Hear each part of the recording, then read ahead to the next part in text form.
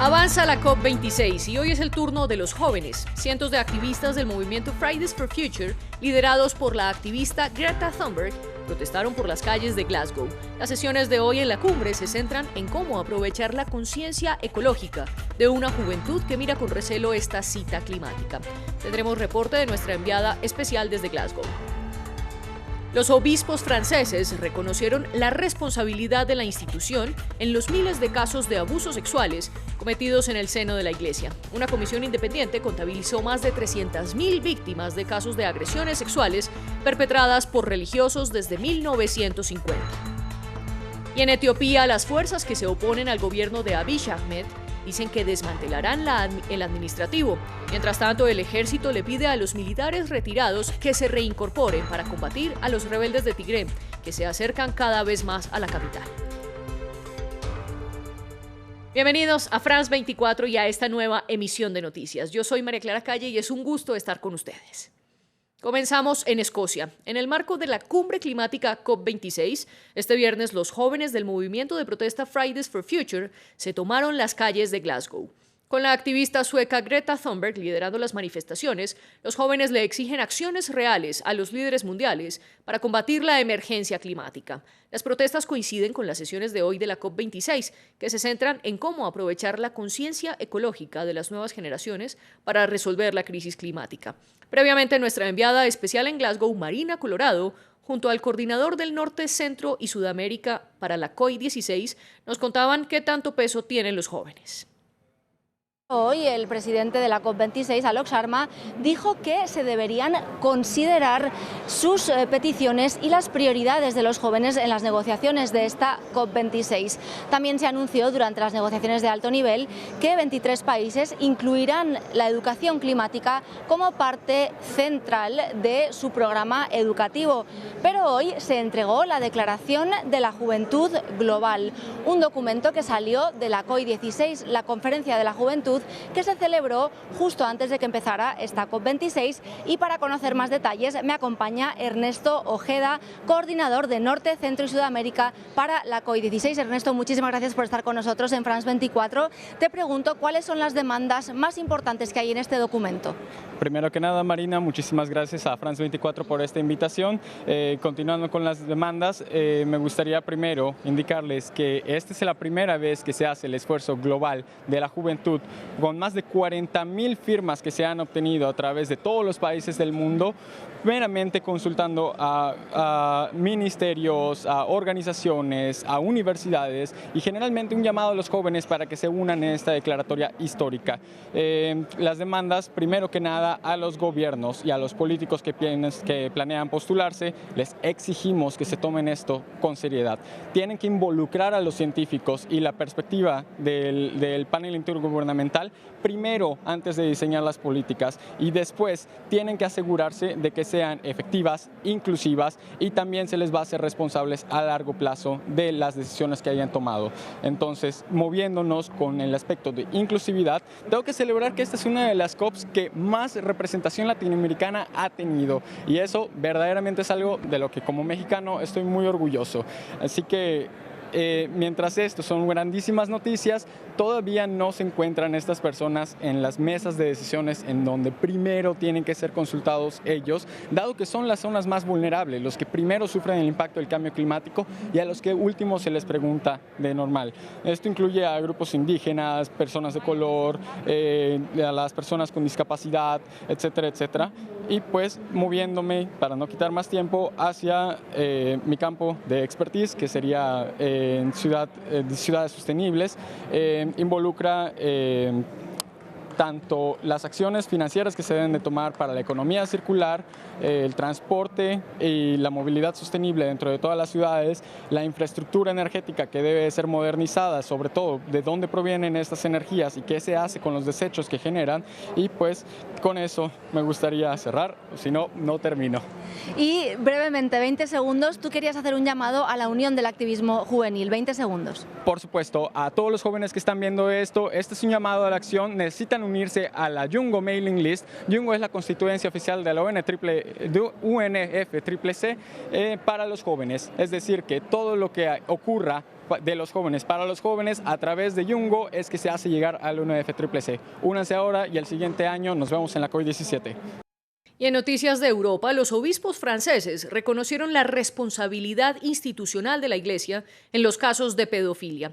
El reconocimiento se da después del informe Sauvé, que reconoció más de 210.000 víctimas por parte de 3.000 religiosos desde 1950, una cifra que superaría los 300.000 si se cuentan los casos que implican también a laicos vinculados con la institución. Desde París, nuestra corresponsal Natalia Ruiz previamente nos daba todos los detalles al respecto. Sí, muy buenas tardes. Fue el presidente de la Conferencia Episcopal de Francia, Monseñor Éric Moulin-Beaufort, quien hizo estas declaraciones diciendo que efectivamente los obispos del país determinaban que sí había una responsabilidad de la Iglesia como institución en todos estos casos de pedofilia. Aceptaban además que había, digamos, una dimensión sistémica de estos crímenes en el seno de la Iglesia, y también explicó él que consideraba que había un cierto número de un contexto general, una cierta mentalidad en el seno de esta institución que había permitido que se dieran este tipo de vejámenes por parte de sus religiosos hacia los menores de edad. En estos momentos en Lourdes, pues toda esta semana están reunidos los 120 obispos del país en esa reunión que realizan cada año, y pues están sobre todo centrándose en este informe de la Comisión Sauvé, este informe que fue entregado en octubre, que estuvo investigando durante varios años los abusos sexuales en el seno de la Iglesia Católica Francesa de los últimos 70 años. Y pues según este informe, unas 216.000 personas fueron víctimas de abusos sexuales cuando eran menores de edad, una cifra que llega incluso a ser hasta más de 300.000 si se tiene en cuenta personas vinculadas a la Iglesia pero sin ningún cargo dentro del clérigo. Además de esto, pues Monseñor Moulin-Beaufort también dijo que en vista de esto la Iglesia pues también tenía un deber de justicia y de reparación hacia las víctimas que de hecho fueron invitadas a esta reunión en Lourdes, pero la mayoría de ellas declinaron la invitación porque querían que toda esta semana de conferencia pues estuviera centrada únicamente sobre este informe sobre la pedofilia. En todo caso, esta reunión episcopal se termina el día lunes en la ciudad de Lourdes. Allí habrá el discurso de clausura del presidente de la Conferencia Episcopal. Seguramente estaremos muy atentos de lo que él pueda decir ahí para saber finalmente qué más decisiones han tomado los 120 prelados reunidos allí. Y la Unión Europea y Reino Unido entran en una nueva fase de discusiones tras los acuerdos del Brexit. El bloque de los 27 propuso simplificar el comercio que pasa por Irlanda del Norte y renovar el protocolo. Pero el gobierno británico rechazó la idea y sigue amenazando con activar la cláusula del artículo 16, que permite a cualquiera de las partes tomar medidas unilaterales si consideran que su acuerdo posterior al Brexit afecta los intereses comerciales. Reino Unido alega que los controles fronterizos entre su provincia irlandesa y el resto del Reino Unido ponen en peligro los acuerdos de paz de 1998. El bloque europeo insiste por su parte en la necesidad de los controles para proteger el mercado único. Esperamos hacer algún proceso, pero honestamente la brecha entre nosotros sigue siendo significativa, pero veamos a dónde podemos llegar. ¿Aplicará hoy el artículo 16 Lord Frost? No vamos a aplicar el artículo 16 el día de hoy, pero el artículo 16 se mantiene sobre la mesa y lo ha estado desde julio. Escuchamos mucho el artículo 16 en el momento. Que no quepa duda que aplicar el artículo 16 para buscar la renegociación del protocolo tendría serias consecuencias, serias para Irlanda del Norte, ya que llevaría a inestabilidad y a imprescindibilidad, y serias para las relaciones entre la Unión Europea y el Reino Unido, pues significaría un rechazo de nuestros esfuerzos para encontrar una solución consensuada para la implementación del protocolo. Hablemos ahora del COVID-19. Por segundo día consecutivo, Alemania registró un nuevo récord de casos diarios. Las autoridades sanitarias confirmaron hoy más de 37.000 nuevos contagios y ayer se reportaron más de 34.000. Ambas son las cifras más altas de toda la pandemia en el país. Ante la situación, el Ministerio de Salud alemán acordó con las autoridades regionales que en el futuro se debería aplicar una dosis de refuerzo, que sería 6 meses después de recibir la segunda vacuna, pero todavía no confirman cuándo comienza a regir esta medida. Cualquiera que niegue el coronavirus y diga que este virus no es tan malo. Cualquiera que dude y piense si debe vacunarse o no, cualquiera que piense que es joven, sano e invulnerable, tal vez debería hablar con el personal de cuidados intensivos. La píldora contra el COVID-19 de la farmacéutica Pfizer es un 89% efectiva para evitar casos de hospitalización y de muerte.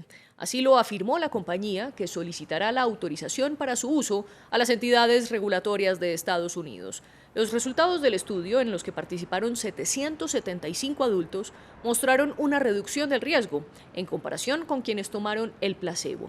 No se registró ninguna muerte entre los participantes de este estudio clínico. En Chile continúa la tensión en el sur del país después de la muerte de un indígena mapuche por un impacto de bala en enfrentamientos con fuerzas de seguridad chilenas el miércoles. Los mapuches dicen que el ejército comenzó el ataque y las autoridades chilenas afirman que la fuerza pública fue atacada con armas de fuego mientras patrullaba la zona. El presidente Sebastián Piñera pidió extender el estado de emergencia en 4 provincias de las regiones de Araucanía y Biobío, mientras que mapuches aseguraron que el ataque fue iniciado por el ejército. El informe es de Luis Muñoz. Con un grito contra la militarización, marcharon los 17 miembros indígenas de la Convención Constitucional chilena, mientras las tensiones crecen en el sur del país entre el Estado y los mapuches. Donde manifestamos nuestro rechazo al acto de militarización por las trágicas consecuencias que está teniendo en este minuto en Gualmapo, y por otra parte exigir que se levante el estado de excepción. El miércoles, en zona mapuche, en confusos hechos entre uniformados y locales, murió un indígena, hubo 3 heridos y 2 detenidos. El gobierno acusa un ataque armado, mientras testigos aseguran que los militares dispararon contra vehículos que ocupaban la vía. Ante estos sucesos, el presidente Sebastián Piñera pidió extender el estado de emergencia en 4 provincias de las regiones de Araucanía y Biobío. Este fue declarado el 12 de octubre y ya fue extendido en una ocasión. Chile entero fue víctima de un ataque de un grupo terrorista en la provincia de Arauco. Con total osadía amenazan a nuestra sociedad. Esas regiones han vivido durante décadas un conflicto histórico. Los indígenas demandan tierras que consideran propias por derecho ancestral y que ahora pertenecen a grandes empresas y hacendados. La falta de solución al conflicto ha generado una escalada en la última década. Conflictos históricos que contrastan con una nueva constitución que prepara Chile, cuya convención está presidida por una mapuche, Elisa Loncón. Terminamos en África, porque en Etiopía una alianza de 9 facciones que se oponen al gobierno afirmó que planea desmantelar al ejecutivo del primer ministro Abiy Ahmed, ya sea con negociaciones o a la fuerza. Por su parte, el ejército etíope le pidió a los militares retirados que se reincorporen para combatir a las fuerzas rebeldes de Tigré, que ya están a unos 300 kilómetros de la capital. Es una ceremonia perfectamente organizada, delante de miles de seguidores reunidos en un estadio de Addis Abeba. La alcaldesa de la capital pasa revista a los nuevos reclutas militares. En unos días, estos hombres irán al frente para intentar frenar el avance de los rebeldes hacia la ciudad. Organicémonos todos, estemos todos preparados, ciudadanos, policía y fuerzas armadas, trabajen día y noche, olvidemos el cansancio, no tenemos derecho a estar cansados en este momento crítico.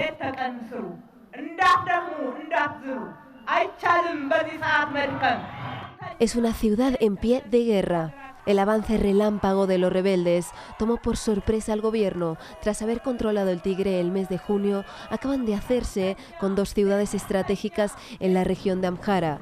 El miércoles se encontraban a 300 kilómetros de la capital, donde se les unieron combatientes del Ejército de Liberación Oromo, otra facción rebelde. Ahora, el gobierno llama a sus partidarios a frenar el avance de los que califica como terroristas. Etiopía no se derrumbará, Etiopía prosperará, Etiopía existirá para siempre. El Parlamento ha declarado el estado de emergencia en todo el país. Desde hace un año, el conflicto entre el gobierno y los rebeldes ha dado un giro espectacular, con la retirada forzada del ejército etíope. Y a raíz de este conflicto, la suerte de los civiles de la región preocupa mucho a la comunidad internacional. Según la ONU, más de 400.000 personas están al borde de la hambruna. Con esto terminamos nuestra emisión, pero esperen más información en minutos en France 24.